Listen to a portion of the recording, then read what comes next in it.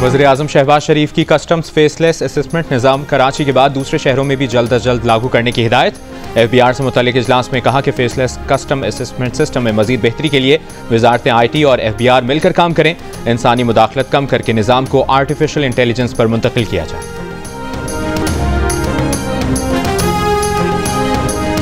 Security forces का बलूचिस्तान के इलाके कच्ची में इंटेलिजेंस बेस्ड ऑपरेशन, 27 दहशतगर्द हलाक, दहशतगर्दों के ठिकाने से असलहा और गोला बारूद तबाह।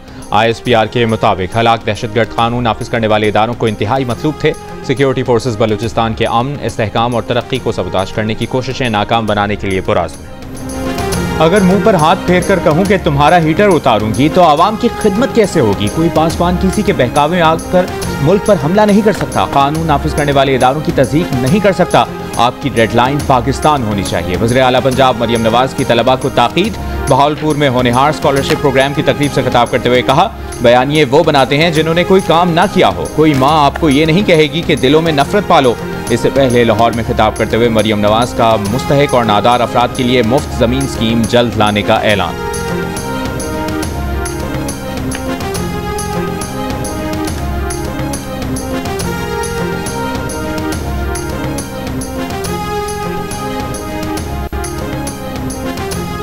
सुप्रीम कोर्ट ने एक बार फिर सिविलियंस के मिलिट्री ट्रायल पर सवालात उठा दिए। जस्टिस हसन अजहर रिजवी ने पूछा, मिलिट्री ट्रायल में शवाहिद का मयार क्या था? क्या गवाहों पर जिरा की इजाजत थी? क्या दिफा में गवाह पेश करने का हक दिया गया? वकील सरकार ख्वाजा हारिस बोले, शवाहिद का मयार देखना सुप्रीम कोर्ट का दायरा इख्तियार नहीं। जस्टिस हसन अजहर रिजवी ने पूछा कि जायजा तो ले सकते हैं? ख्वाजा हारिस बोले, सुप्रीम कोर्ट केस के मेरिट्स पर नहीं जा सकती। जस्टिस हसन अजहर रिजवी ने कहा, वाकया मई का है और सीक्रेट एक्ट की तरमीम अगस्त की है। क्या कानून का इतलाक माजी से हुआ है? ख्वाजा हारिस ने कहा, ऐसा ही हुआ है। आईनी बेंच के सरबराह जस्टिस अमीनुद्दीन खान की ख्वाजा हारिस को कल तक दलाइल मुकम्मल करने की हिदायत, समाअत मुलतवी।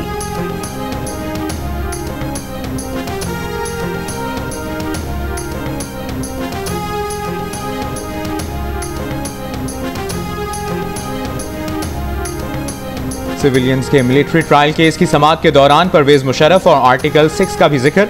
जस्टिस जमाल मंदोखेल ने कहा, अदलिया मार्शल लॉ की तौसीक करती रही है। क्या गैर आईनी इकदाम पर जजेस भी आर्टिकल 6 के जुमरे में आते हैं? जस्टिस मोहम्मद अली मजहर ने कहा, मुशर्रफ के खिलाफ संगीन गद्दारी केस में जजेस के नाम लिए गए थे मगर बाद में निकाल दिए गए। जस्टिस मुसर्रत हिलाली ने सवाल किया कि क्या आर्मी एक्ट में आइन को मुअत्तल करने की सजा है? वजारत दिफा के वकील ख्वाजा हारिस ने जवाब दिया कि आर्मी एक्ट में हलफ की खिलाफ वर्जी की सजा है। आइन मुअत्तल करने की सजा आर्टिकल 6 में है और आइन हर कानून पर फौकियत रखता है। जस्टिस जमाल मंदोखेल ने कहा कि आर्मी एक्ट में जिन जराइम का जिक्र है, कानून के मुताबिक इनका इतलाक फौजी अफसरान पर होगा। वजारत दिफा के वकील ख्वाजा हारिस ने कहा कि सिविलियंस का ट्रायल आर्मी एक्ट की शिक 31D के तहत आता है, जिस पर जस्टिस जमाल मंदोखेल ने कहा कि जिस कानून का हवाला ख्वाजा हारिस ने दिया वो सिर्फ फौजियों को फराइज की अंजामदही से रोकने से मुताल्लिक है।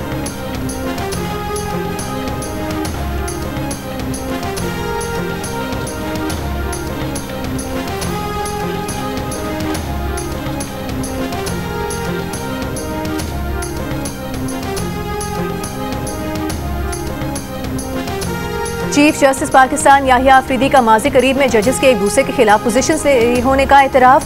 सहाफ़ियों से गुफ्तगू में कहा कि पिछले 3-4 साल बहुत सख्त थे, वो वक्त गुजर गया जब जजेस ने एक दूसरे के खिलाफ पोजीशंस ली हुई थी। अब सब जजेस आपस में भाई हैं। सुप्रीम कोर्ट एक टाइटैनिक है, इसे अचानक तब्दील नहीं कर सकते। वक्त के साथ चीज़ें ठीक होंगी। जजेस पर तनकीद तामीरी होनी चाहिए, उन्हें ब्रैकेट नहीं किया जाना चाहिए। मिसिंग पर्सन्स इशू ने हिला कर रख दिया। सुप्रीम कोर्ट लापता अफराद के केसेस टेकअप करेगी। सुप्रीम जुडिशल काउंसिल मुतहरिक है। काउंसिल में जजेस के खिलाफ शिकायत पर कार्रवाई चल रही है। ADR पर जस्टिस मंसूर अली शाह ने बहुत काम किया, उन्हें सलाम पेश करता हूँ।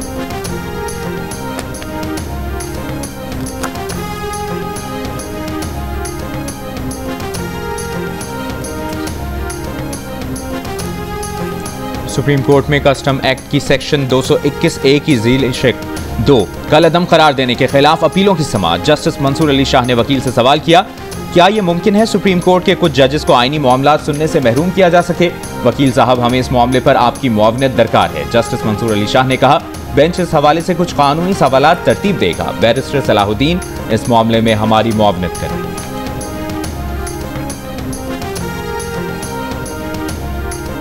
वज़ीर आज़म शहबाज शरीफ ने कहा है, पाकिस्तान के हर शहरी को कम लागत रिहाइश की फराहमी के लिए हर मुमकिन इकदाम करेंगे।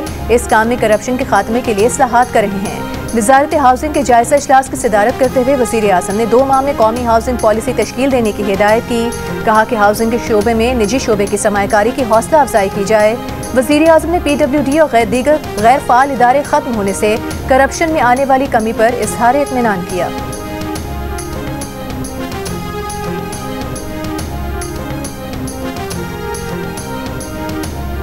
थर में बच्चों की शरह अमवात की खबरों को ज्यादा उछाला जाता है, मगर सिंध में बच्चों की शरह अमवात में बहुत वाज़ेह कमी आ चुकी है, जो दूसरे सूबों के लिए एक मिसाल है। बिलावल भुट्टो जरदारी का डाउ यूनिवर्सिटी ऑफ हेल्थ साइंसेज में तकरीब से खिताब। चेयरमैन पाकिस्तान पीपल्स पार्टी ने कहा कि यूनिवर्सिटी ऑफ कैलिफोर्निया ने अपनी रिपोर्ट में शरह अमवात में कमी को तस्लीम किया। सिंध में बच्चों की शरह अमवात 1.2% है, जबकि दीगर सूबों में 1.4% है। 18वीं तरमीम के बाद सूबों को सेहत के इदारों को संभालने की जिम्मेदारी दी गई। NICVD का बेहतरीन नेटवर्क और गम्बट इंस्टीट्यूट 18वीं तरमीम की बदौलत मुमकिन हुआ।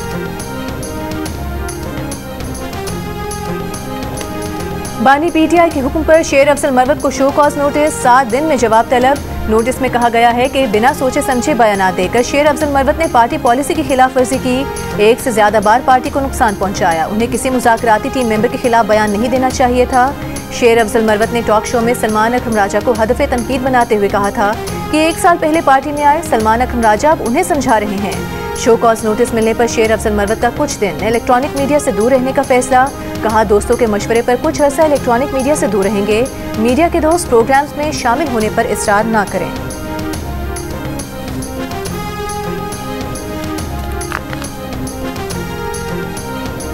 पाकिस्तानी ताजिरों का 35 रुकनी वक्त बिजनेस के फरोग के इम्कानात का जायजा लेने बांग्लादेश की दारुल हुकूमत ढाका पहुंच गया। FPCCI के सदर आतिफ इकराम शेख की क़यादत में पाकिस्तानी वफ़द की बंगला एडवाइज़र बराए तिजारत शेख बशीरुद्दीन से मुलाकात। तिजारत के फ़रोग और वीज़ा तरीक़ाकार आसान बनाने पर तबादला ख्याल। पाकिस्तानी वफ़द chief adviser doctor Mohammad Yunus से भी मुलाकात करेगा।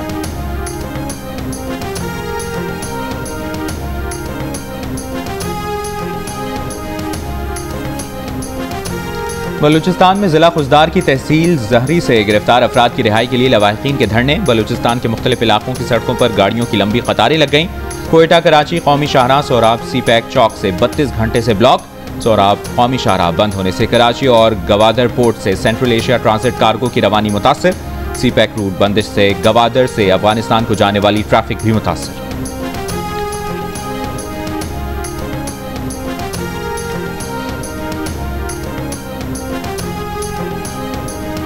मुल्क भर में सर्दी सर्दी और सर्दी। कोयटा में दर्जा हरारत -2, कलात में -3 डिग्री रिकॉर्ड किया गया। बलूचिस्तान के बेशतर इलाकों में 20 जनवरी के बाद बारिश का इम्कान। आज़ाद कश्मीर और गिलगित बल्तिस्तान में कई मकामात पर दर्जा हरारत नुक्ता इंजमात से नीचे। मजीद बारिश और बर्फबारी का इम्कान। पंजाब के बेशतर अजला में सर्दी के साथ धुंध। रहीम यार खान में धुंध के बाइस हादसा, 2 स्कूल वैन समेत 4 गाड़ियाँ आपस में टकरा गईं। 2 बच्चे और वैन ड्राइवर जख्मी। कराची सर्द और तेज हवाओं की लपेट में दर्जा हरारत 10.5 डिग्री रिकॉर्ड किया गया। शहर में मौजूदा सर्दी की लहर 17 जनवरी तक जारी रहने की तवक्को। और हुकूमत और PTI की मुज़ाकराती कमेटी के तीसरे इजलास की तारीख तब्दील। इजलास अब 15 के बजाय 16 जनवरी को होगा। ज़राए के मुताबिक इजलास में PTI तहरीरी तौर पर अपने मुतालिबात पेश करेगी।